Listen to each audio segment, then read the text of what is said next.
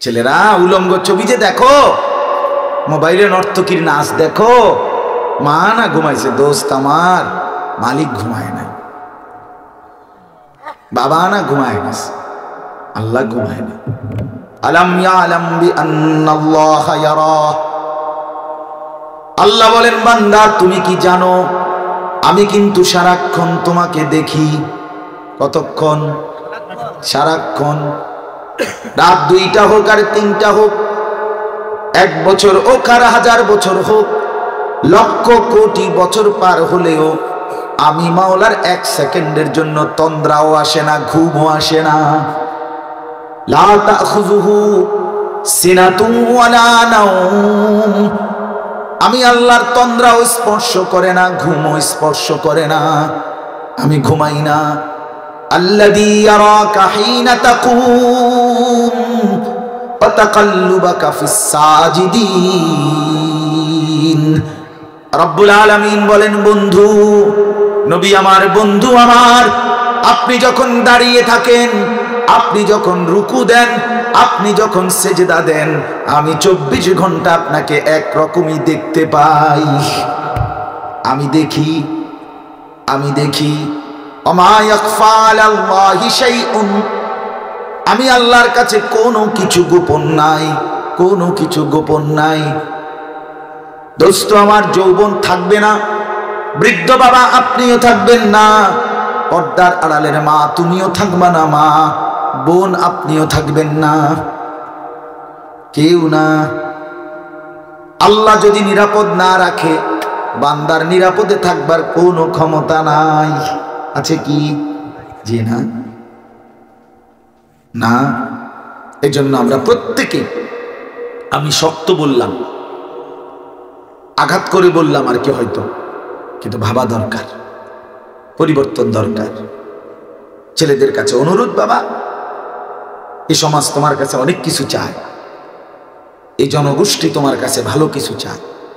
তোমার মা তোমার স্বপ্ন দেখে বড় করছে, তোমার বাবা তোমার একটা স্বপ্ন দেখে বড় করছে।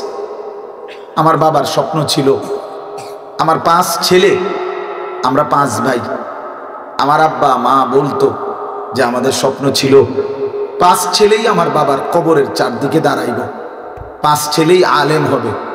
আলহামদুলিল্লাহ, আমার বাবার 5 ছেলেই আলেম হয়েছে।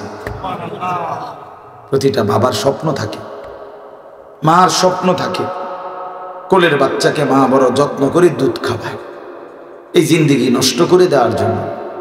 আজকে 16 বছরে তুমি জীবনটা নষ্ট করে দিবা, এই জন্য মা দুধ খাওয়ায় না, এই জন্য বাবা আদর যত্ন করে লালন পালন করে নাই। বন্ধু, বিদেশের জমিনে যে সমস্ত লোকরা পড়ে আছে, ওরা বিদেশের মাটিতে 6 বছর 12 বছর 16 বছর এত কষ্ট করে কামাই রোজগার করে, কলিজা পানি করে, বছরের পর বছর 12 ঘন্টা ডিউটি করার পরে নিজেদের রুমে আইসা যারা কোনোদিন মাকে দেখে না, বোনকে দেখে না, স্ত্রীকে দেখে না, ছেলে মেয়েকে দেখে না, সে মানুষটা কি পরিমাণ কলিজাটা পাথর বাইন্দা কয়টা টাকার জন্য, বউ বাচ্চার সন্তানদের জীবন গঠনের জন্য এই টাকার আশায় বিদেশের জমিনে দিনের পর দিন, রাতের পর রাত পড়ে থাকে।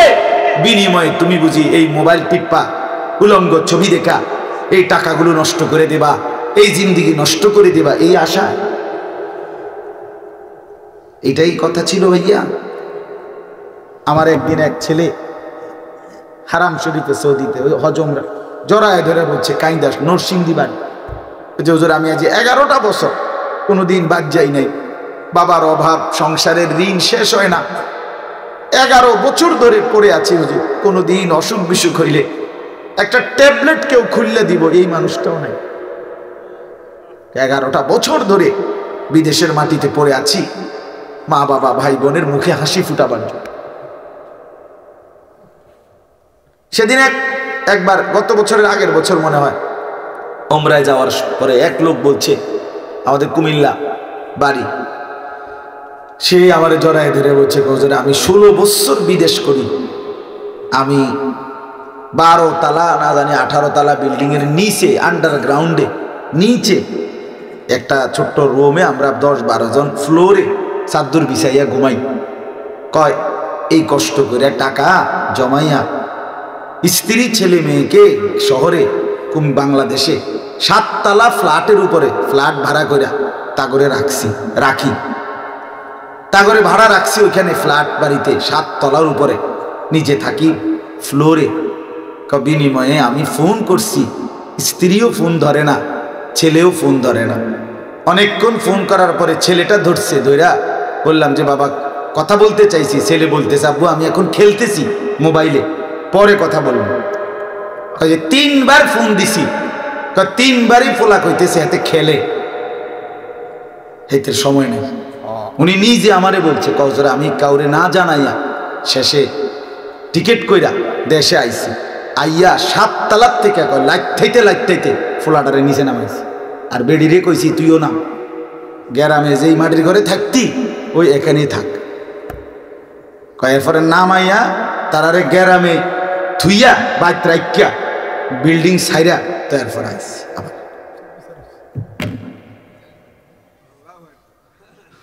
কিরে বেটা কি জন্য কষ্ট করলাম? একজন বাবার এই কষ্ট, এই আমি প্রতিদিন বলি এই ছেলেগুলোরে 2 আঙ্গুলে অনবরত মোবাইল টিপ্পা হাজার হাজার কোটি কোটি টাকা শেষ করে দিচ্ছে। এখন এইভাবে তো বাবা রাজার ধনও ফুরায় যায়, এভাবে তো 60 রাজার সম্পদও কি হয়ে যাবে, শেষ হয়ে যাবে। প্রয়োজন তো প্রয়োজন থাকতে পারে, অফিসের কাজে, ব্যবসার কাজে, ব্যাংকের কাজে, শিক্ষা প্রতিষ্ঠানের কাজে। বড় মোবাইল সেটা যদি কোনো দরকার প্রয়োজন তো সেটা তো প্রয়োজনের মধ্যে, কিন্তু হাঁটতে চলতে উঠতে বসতে রোডে গাড়ে পেশাব পায়খানা টয়লেট বাথরুম রাত 2টা সারা দিন রাত মোবাইল এটা টিফোন, এটা প্রয়োজন? এটা কথা হইলো কোনো? এটা কোনো জিন্দেগি হলো মিয়া? কে ফিরাবে ছেলেদেরকে? কে ফিরাবে বেপর্দা মেয়েদেরকে, চরিত্রহীন মেয়েদেরকে কে ফিরাবে? 16 বছরের যেই মেয়েটা রঙ্গে ঢঙ্গে টাইট কাপড় পইরা টাইট জামা পইরা 1 ঘন্টা লাগাইয়া পাউডার সুলু মাইখা রাস্তায় বের হয়, ওই লম্পট ছেলেরা যাতে দেখে এবং রাস্তায় খাড়াইয়া মোতে এরকম অপদার্থ দেখবে, রাক্ষসের মতো তাকাইবে আর উপভোগের দৃষ্টিতে নিয়া নগ্ন কল্পনা করবে। এই জন্য যেই মেয়েটা আপনাদের বের হয়, আপনি বাবা কোথায়? আপনার বিবেকের মধ্যে কি শয়তানে মুখছে? হ্যাঁ বলেন, আপনি দেখেন না? আপনি বুঝেন না? আপনার বেপর্দা মেয়ে কোথায় যায়? আপনার বেপর্দা স্ত্রী কোথায় যায়? আপনার ঘরে যে রঙিন টেলিভিশন চলে, সিনেমা, নর্তকীর নাচ, উলঙ্গ ছবি, নাচ গান, হিন্দি সিরিয়াল, হ্যাঁ স্টার জলসা, এগুলো যে দেখে, এইগুলো দেখে আপনার বিবি বাচ্চা কি শিখে আপনি বুঝেন না? কথা বলেন না কেন? কে শুধরাবে? কে শুধরাবে? এই জন্য বললাম আমাদের এই মাদ্রাসাগুলো উম্মতের শেষ আখিরি ঠিকানা, মুসলমানের ঈমান আমল বাঁচাবার শেষ কেন্দ্র মাদ্রাসা। বলেন আলহামদুলিল্লাহ, বলেন আলহামদুলিল্লাহ। আপনাদের ছেলেদেরকেও বাঁচাইতে হবে, আপনাদের মেয়েদেরকেও বাঁচাইতে হবে। আপনাদের আল্লাহ কাছে জানতে হবে ছেলে কি করবে, মেয়ে কি করবে, পুরুষ কি করবে, নারী কি করবে, এটা আল্লাহ বলে দিবে। নিজেরা ভাবলে হবে না, টেলিভিশন থেকে শিখলে হবে না। সিনেমার নায়িকা, বিজ্ঞাপনের গায়িকা, ফুটবলের খেলোয়াড় আর ক্রিকেট খেলোয়াড় থেকে মডেল নিলে হবে না। মডেল নিতে হবে জীবন চলার পথেও। একবারে চুল হোক, দাড়ি হোক, জামা হোক, প্যান্ট হোক, ব্রাশ হোক, টুথপেস্ট হোক, আপনি হাসি হোক, কান্না হোক, খোদার কসম সবকিছুই নিতে হবে রাসূলুল্লাহ সাল্লাল্লাহু আলাইহি ওয়াসাল্লাম থেকে। নবী সাল্লাল্লাহু আলাইহি ওয়াসাল্লাম কিভাবে হাঁটছেন সাহাবীরা তাও বলছে, কিভাবে কাঁদছেন তাও বলছে, কিভাবে হাঁটছেন তাও বলছে, কিভাবে দাঁত পরিষ্কার করছেন তাও বলছে, কিভাবে পেশাব পায়খানার প্রয়োজন সারছেন তাও বলছে, কিভাবে রাত্রিবেলা প্রয়োজন সারছেন তাও বলছে, কিভাবে স্বামী স্ত্রী মিলিত হয়েছে তাও বলছেন, কিভাবে ফরজ গোসল করছে তাও বলছেন, কিভাবে পেশাব পায়খানা থেকে পবিত্র হইতে হয় তাও বলছেন, কিভাবে আপনার গোসল ফরজ হলে পবিত্র হতে হয় তাও বলছেন, ঘর চলবে কিভাবে, বাজার চলবে কিভাবে, দেশ চলবে কিভাবে, জাতি চলবে কিভাবে, ঘর চলবে কেমনে, স্ত্রী ছেলে মেয়ে চলবে কিভাবে, সব আল্লাহ তাআলা রাসূলুল্লাহর জিন্দেগীর মাধ্যমে কোরআনুল কারীমের মাধ্যমে বলেছেন কিনা? তা আপনার কিচ্ছুই বাদ দিলেন, সব ছেড়ে দিলেন, তো কেমনে হবে জীবন? আমরা টিকবো কিভাবে? বিশ্বাস করেন, আমাদের আল্লাহ ছাড়া কেউ নেই। আমাদের জন্য, আমাদের নিরাপত্তা, আমাদের দুনিয়ায় বেঁচে থাকার অধিকারের জন্য আল্লাহ ছাড়া কেউ নেই, কেউ নেই। কোন পৌঁছেগা হামে তেরে সওয়া। হাকিমুল উম্মত থানভী রাহমাতুল্লাহ আলাইহি বলছেন এটা, আল্লাহ আপনি ছাড়া আমগো খবর নেয় কে, আমগো কথা জিজ্ঞেস করে কে, আমরার কথা জিগায় কে? বলে এজন্য ৪৮ দিনের লাগাতার আক্রমণে ইসরায়েলের ইহুদিরা ২৩ লক্ষ মুসলমানকে বসত ভিটা, একদম বাড়ি ঘর, একটা ভিটা মাটি, একটা ঘর আর মাটির উপরে অক্ষত নাই। এই ৪৮ দিনের লাগাতার আক্রমণে ১৫,০০০-এর চাইতে বেশি নারী, শিশু, অবুঝ বাচ্চার রক্তে জমিন ভেসে গেছে। শহীদ, শহীদ মায়ের রক্ত, শহীদ বোনের রক্তে, শহীদ মাসুম বাচ্চার রক্তে আল্লাহর জমিন ভেসে গেছে। হাজার হাজার মুসলিম নারী, শিশু, বৃদ্ধ হাসপাতালের বেডে চিকিৎসায় অনাদরে, অবহেলায়, অকাতরে পড়ে গেছে। মুসলমান তার লাশ নিজের জন্মভূমিতে দাফন করার অধিকার পায় না। আমরা নিজের পত্রিকায় দেখছি ফিলিস্তিনের মুসলিম মুসলমানের লাশ কুকুরে টানা হেঁচড়া করতেছে, দাফনের অভাবে পড়ে আছে। আর কত নির্যাতন জুলুম দেখলে, মুসলমানের উপরে আর কত পরিমাণ আঘাত দেখলে আমরা বুঝবো যে আমাদের আল্লাহকে ডাকা দরকার। বলে আমাদের মাদের পর্দা দরকার, আমাদের ছেলেদের সেজদা দরকার, আমাদের বাবাদের হালাল উপার্জন দরকার। কখন বুঝবো? আমাদের বিজয় আসবে না আমনে বইয়া বইয়া আমরা যে যেমনি চলমু, আর আল্লাহ আবাবিল পাঠাইয়া ধ্বংস করে দিব কাফের, আর আপনি বিড়ি খাইবেন, বন খাইবেন, চা দোয়ানে বইবেন, টেলিভিশন চাইবেন, আপনি সুদের টিয়া গণবেন, আর আমনের ফুতে বেড়ি ছবি দেখবো, আমনের মাইয়া পরের ফোলার লগে সম্পর্ক করব, আর আল্লাহ তাআলা আবাবিল পাঠাইয়া, হ্যাঁ ফেরেশতা পাঠাইয়া কাফের মুশরিক ধ্বংস করে আপনারে আমারে নিরাপত্তা দিব? জি না, না বন্ধু। কোরআনুল কারীমে আল্লাহ বলছেন ইন তানসুরুল্লাহ, খেয়াল করেন কথাটা, ইন তানসুরুল্লাহ ইয়ানসুরকুম, কোরআনে আছে। আল্লাহ বলেন, হে ঈমানদারগণ, তোমরা আমাকে, আল্লাহকে সাহায্য করো, আমি তোমাদেরকে সাহায্য করব। তুমি আমার দ্বীনকে সাহায্য করো, আমি তোমার জিন্দেগি নিরাপত্তা দেব। শর্ত হইলেও তুমিও আগাইতে হবে। আচ্ছা বলেন, আপনারা বলেন, একটা সহজ উদাহরণ বলেন, বদরের যুদ্ধে আমাদের নবী এবং সাহাবীরা বিজয় লাভ করছে না পরাজয় বরণ করছে? কিভাবে?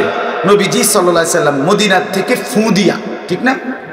অবশ্যই ফু দিছে, এনতে মদিনাতে বইয়া কি দিছে? এতে কাফেররা সব হারিয়ে গেছে, এই তো না? তো নবীজি সাল্লাল্লাহু আলাইহি ওয়াসাল্লাম ময়দানে গেছে কিনা? সাহাবীরা যুদ্ধে দাঁড়াইছে কিনা? যখন ৩১৩ জন সাহাবী, আমরা তাফসিরে পড়ছি, হাদিসে পড়ছি, পড়াইছি, তো নবীজি যখন ৩১৩ জন সাহাবীকে দাঁড় করাইছে ১০০০ কাফেরের মোকাবেলা, তাকাইয়া দেখে ৩১৩ জন সাহাবীর কাছে তলোয়ার আছে দুইটা, দুইজনের কাছে ঘোড়া আছে ৮টা, এই অস্ত্র আর কিচ্ছু নেই, আর বাকিরা সব খালি হাত দাঁড়ায় গেছেন, এমনি দাঁড়াইছে সিরিয়াল। কাফেরদের প্রত্যেকের হাতে অস্ত্র, লৌহ, বর্ষা, বল্লম, ঢাল, তলোয়ার। আল্লাহ নবী সাল্লাল্লাহু আলাইহি সাল্লাম সাহাবীদেরকে বলছে, বুখারীর রিওয়ায়াত, নবীজি বলছে, তোমরা এমনি একটু দাঁড়াও, যেমনি আসো এমনি দাঁড়াও, আমি আসতেছি একটু। এ কথা বলে নবী পিছনের দিকে আসছে, আইসা একটা পাহাড়ের টিলার নিচে সমতল ভূমিতে আল্লাহ নবী সাল্লাল্লাহু আলাইহি সাল্লাম সেজদা দিয়েছে। চোখের পানি ছেড়ে দিছে আর আল্লাহকে বলছে, মাওলা আমার গত মক্কার 13 বছর আমি দিবানিশি মেহনত করে, আর মদিনায় আজকে প্রায় 1 বছরের কাছাকাছি, এই প্রায় 14 বছরের কাছাকাছি আমার দিবানিশি মেহনতের বরকতে, মেহনতের পরিশ্রমের ফসল আমার এই 313 জন। আমার আর নাই। আমি এই 313 জন মানুষ এখানে আইনা দাঁড় করাইবার আগে গত 14টা বছর আমি কষ্ট করছি। আমি তায়েফের রক্তে আমার পিঠ পাথরের আঘাতে ঝাঁঝরা করে ফেলছি। আল্লাহ আমার পুঁজিয়ে কয়জন, আপনি যদি আমার এই অল্প কয়জন অনুসারী এদেরকে ধ্বংস করে দেন আজকে কাফেরদের হাতে, আপনার জমিনে আপনাকে সেজদা করবে কে? আল্লাহুম্মা ইন তুহলিক হাযিহিল ইসাবা লান তু'বাদা ফিল আরদ। আল্লাহ আমার এই ছোট্ট দলটাকে যদি শেষ করে দেন তাইলে আপনার এই জমিনে আর ইবাদত করবে না। এই কথা বলে নবী কান্দা শুরু করছে, আল্লাহ আপনি আপনার সাহায্য করেন। আমি যে দূর আমার ছিল, আমি নিজে আমার অনুসারী নিয়ে দাঁড়াইছি। এই ঠিক তখন কসম আল্লাহ, আল্লাহ তাআলা জিব্রাইলকে ডাক দিয়ে বললেন, জিব্রাইল বন্ধু আমার কাঁদতেছে, যাও না তুমি, যাও আমার দোস্তের সাহায্য করতে যাও। জিব্রাইল তখন বলছে, রব্বুল আলামিন কয়জন নিয়ে যাইতাম, না একলা যাইতাম? আল্লাহ বলে 1000 যোদ্ধা ফেরেশতা নিয়ে এখন যাব। আন্নী মুমিদ্দুকুম বিআলফিন মিনাল মালাইকাতি মুরদিফিন। 1000 ফেরেশতা নিয়ে জিব্রাইল সাহাবায়ে কেরামের কাঁধের সাথে কাঁধ মিলিয়ে যুদ্ধ করছে, মুসলমানদের বিজয়ের পতাকা উড়ে গেছে।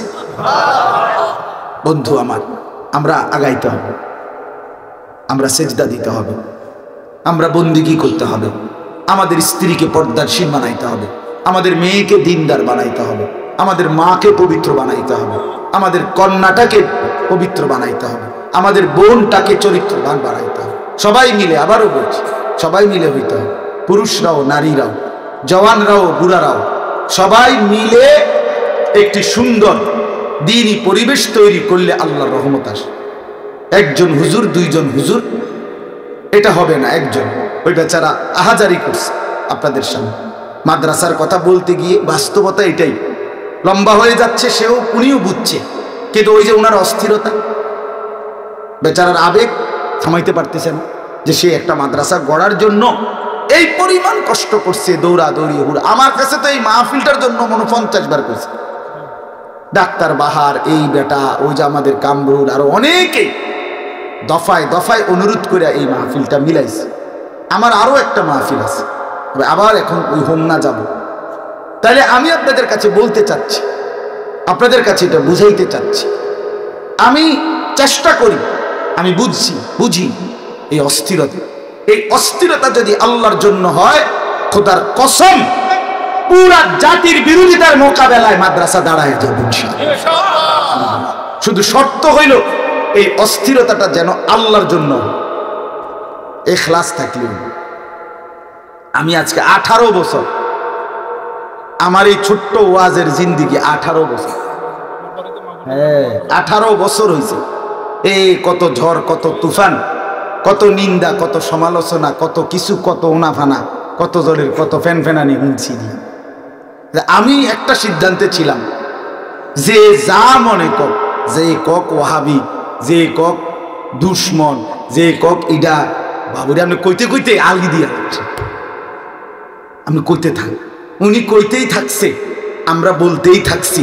আল্লাহ তাআলা মুমিনের কলবের দিকে তাকাইয়া বরকত দিতেই থাকছে, কোনো সন্দেহ নেই, কোনো সন্দেহ নেই।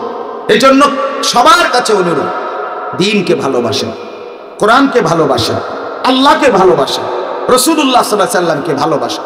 আমার তরিকায় আমনা ইউল লাগতো না, আমনের তরিকায় আমি যাওন লাগতো না। কেউ কাউরে নিয়ে টানাটানি করার দরকার নাই। প্রত্যেকেই ইসলামকে নিয়ে, কোরআন সুন্নাহর খেদমতকে নিয়ে ফিকির করা দরকার। ঠিক কিনা বলেন না কেন? এটা উচিত, এটা উচিত। আপনি পক্ষে থাকেন, পক্ষে থাকেন। কোন মসজিদ, কোন মাদ্রাসার বিরুদ্ধে